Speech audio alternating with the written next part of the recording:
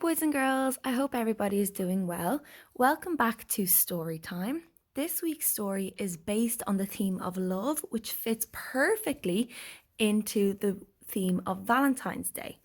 This book is called The Invisible String and is one of my absolute favourites. So, just like in the previous book that we read, we really need to make sure that we notice who the author of the book is and who is the illustrator. So, let's have a look. We can see here that the author of the book is Patrice Karst, and the illustrator, who we know's job is to do all the artwork for the book, his name is Jeff Stevenson. Now that we know the author and the illustrator, does anybody know what I want you to do next before we start reading the book?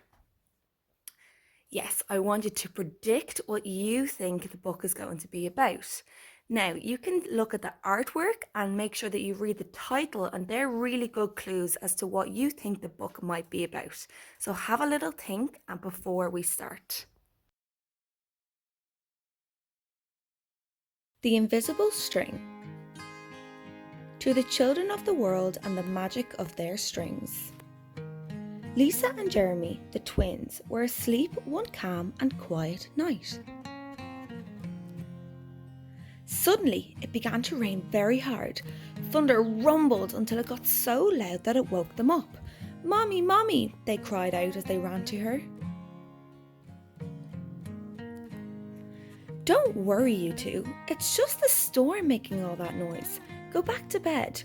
"We want to stay close to you," said Jeremy. "We're scared," Mom said. You know we're always together no matter what." "But how can we be together when you're out here and we're in bed?" said Lisa. Mom held something right out in front of them. This is how. Rubbing their sleepy eyes, the twins came closer to see what Mom was holding. I was about your age when my mommy first told me about the invisible string. "I don't see a string," said Jeremy. "You don't need to see the invisible string. People who love one another are always connected by a very special string made of love." "But if you can't see it, how do you know it's there?" asked Lisa. "Even though you can't see it with your eyes, you can feel it with your heart and know that you are always connected to everyone you love. When you're at school and you miss me, your love travels all the way along the string until I can feel it tug on my heart. And when you tug it right back, we feel it in our hearts," said Jeremy. "Does Jasper the cat have an invisible string?" Lisa asked. Sure does," said Mom. "And best friends like me and Lucy?" asked Lisa. "Best friends too." "How far can the string reach?" "Anywhere and everywhere," Mom said.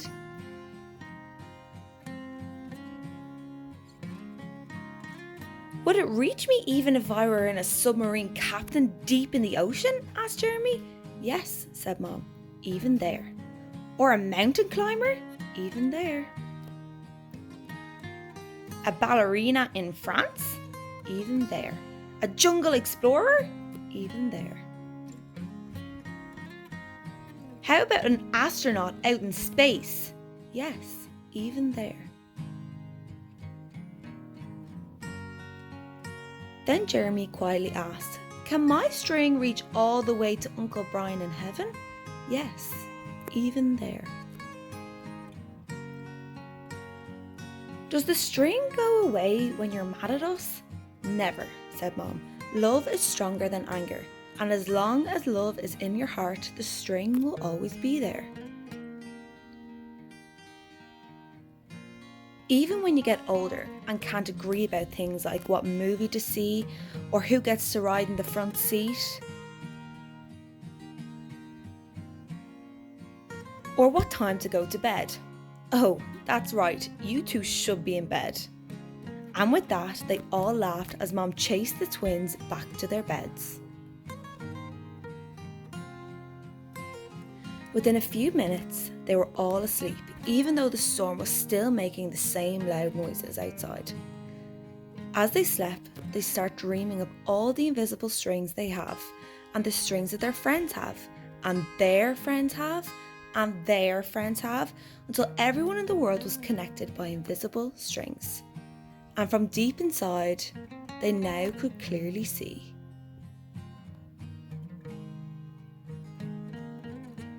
No one is ever alone.